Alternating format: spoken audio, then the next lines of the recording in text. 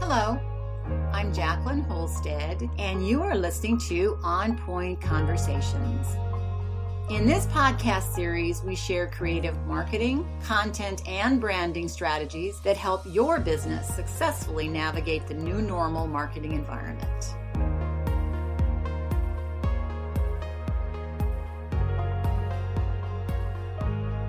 Today I want to talk about a topic that I've been thinking about for some time. It's not a new topic, and it's definitely not a topic that we haven't heard the name many, many times, and that is leadership. But I think in the last few years and months, I just have been focusing and thinking about the whole area of leadership and what that means. It's not like we're necessarily born a leader. It's not like we necessarily are educated at the best schools and we are suddenly a leader. A lot depends on experience and background and mentors and all these things that make us good leaders. But we can grow and change, and we can also add principles, and we can become better leaders. So as we talk today, I'm going to talk about 8 principles of leadership. These are just a basic few because there are many more, and I'm going to be in other podcasts approaching those. But today I'm going to start kind of at some of what I believe would be pretty basic ones. I want to also talk about, real quickly, a book I just read. It's not a new book, but I just acquired it. It's by Doris Kearns Goodwin, and the name of it is Leadership in Turbulent Times. And this particular book is taking leadership principles and using things that were case studies, I guess, in a way, from history. So it covers Abraham Lincoln, Teddy Roosevelt, Franklin Roosevelt, and Lyndon Johnson, in order to give real concrete things that happen and can be done in a leadership type of situation where it's more turbulent times, which we can definitely say that we are in at this point, more turbulent times. Principle 1 is to set a standard of mutual respect and dignity among your team members, your C-suite, wherever you are a leader. Learn to control your anger. Nobody wants to see a temper tantrum. Nobody cares to hear about a temper tantrum. And if you have temper or just out of control anger, nobody's really listening. The first thing they're going to have is the fight and flight syndrome, which means all they're going to do is try to get away, and they're not going to get your point. They're not going to get what you're doing. It's not going to soak in their brain. So be cognizant of that and figure out how you can control that. The other issue, and I'll just put this on the aside, in an angry mood or a mood that doesn't appear to be very good mood, don't get on social media and put up a post that you have to take down later. Or people have gotten fired for that. People have gotten reputations ruined for that, and it can take one. And they never go away, by the way. You can delete them, but they can always be reconstituted. That's what I think. Anyway, they come back. Principle 2. Oh, I want to add on principle 1, just one more thing about that. I have been in companies that have hired training companies to come in and train their culture because they're concerned about the way that people are treating each other and disrespect, or maybe there's some racist things going on or whatever, and they want to have a training company come in and train. That company will come in and train, but you'll know that trainers will say, unless that information and unless that behavior is exhibited from the top down, don't expect it to be among your team members who are not from the top down. So from the top down, it's showing mutual respect and dignity to those around you. Principle 2, draw an immediate sharp line between what has gone on before and what is about to begin. Particularly if you're restoring confidence in the spirit or morale of your customers, of your team members, of your people. You want to make it very clear where you're coming from and a sharp line between what went on before and what is about to begin. Principle 3, keep your word. Now on the outside that sounds very easy, but In order to keep your word, you want to be sure that you remain uncommitted in the early stages. So until you have a full facts, until you have a full picture of what's going on, until you have a full idea, you want to remain uncommitted. Because what you want to do is when you make a commitment, you want to honor your commitments. So commitments should be something not done lightly. They need to be something that you think about, you ponder over, you develop it, and then you keep your word. Now, many companies, in fact, many companies were surprised when COVID-19, suddenly there was a stop business, we're quarantining. So in that case, just going back and saying, I can't keep my commitment for this because, and here's why, people will understand that. But you don't just drop it. You don't just say, I made this commitment, and people are going to understand that, we're in a different stage now. Don't assume that they're going to understand.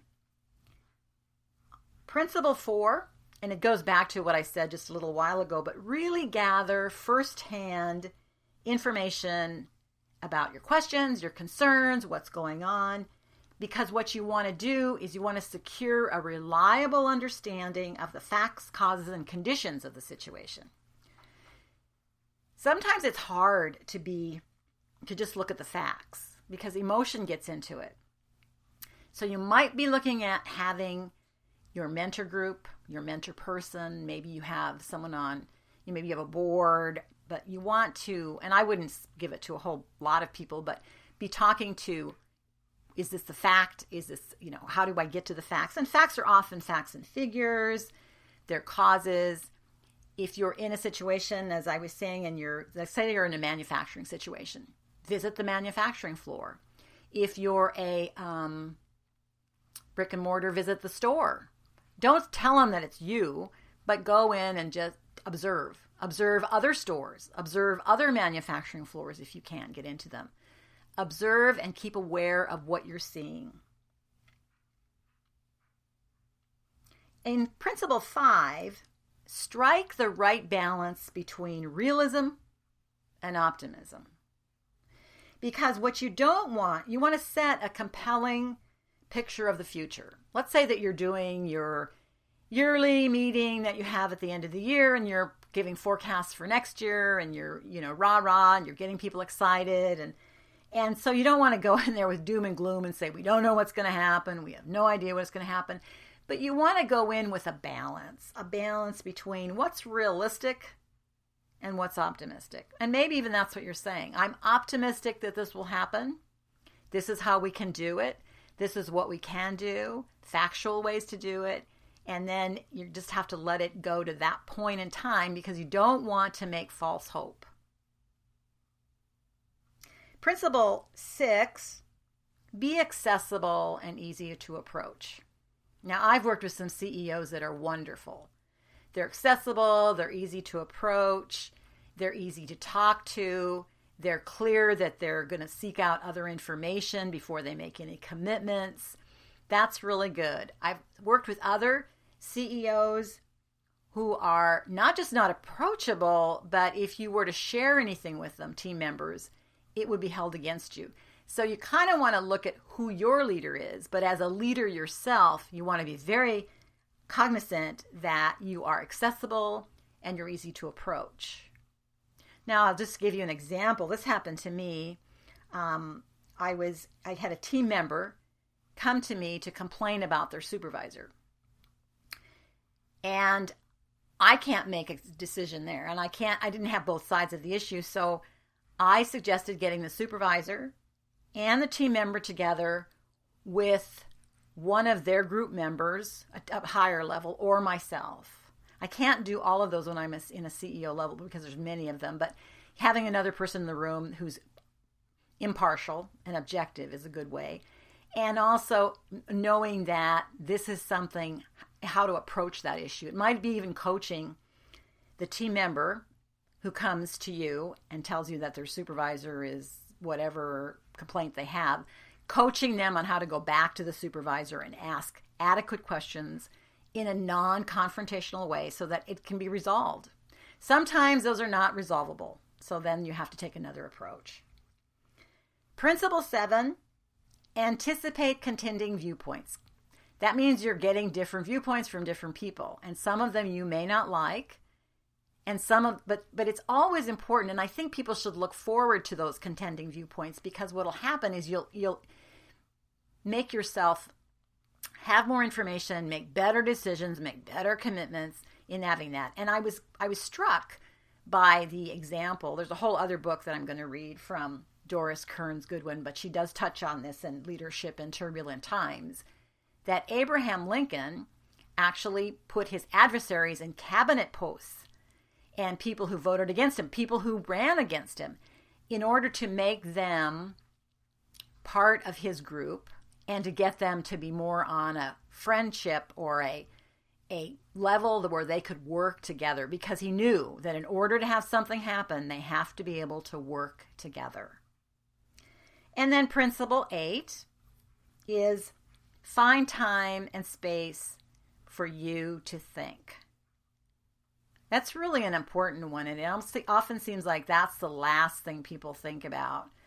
But as we work remotely, which we're doing right now, wherever you are, you probably want to get out of your home office or your home, go someplace where you can think. I find nature to be good. It's kind of cold right now and kind of rainy, but even taking a walk is pleasant, and it gives you a good sense and a feeling of solidness, and you can then think even better and more. And then you're probably going to want to share some of this with your executive team, if that's who you're working with, your board of directors, but at least you've thought about it before you even presented it to them.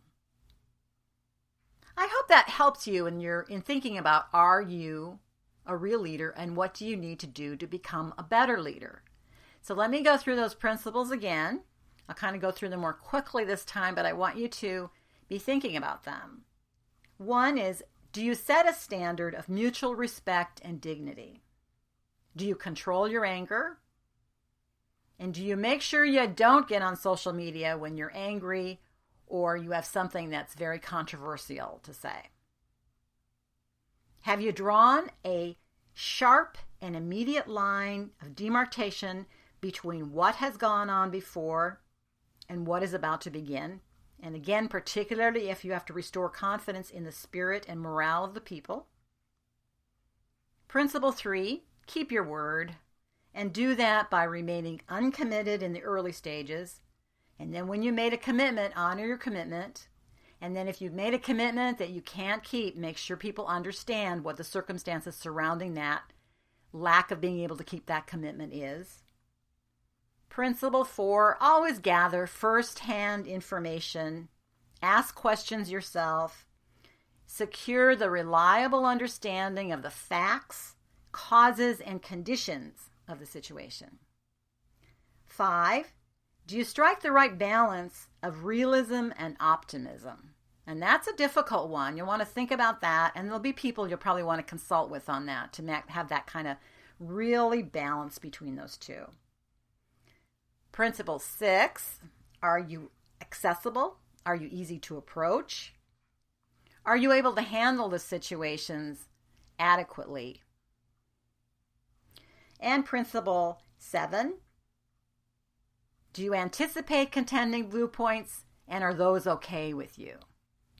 A leader has to be very confident in their points and in their vision and their mission in order to take contending viewpoints. They also have to be able to sometimes say, you have a good point.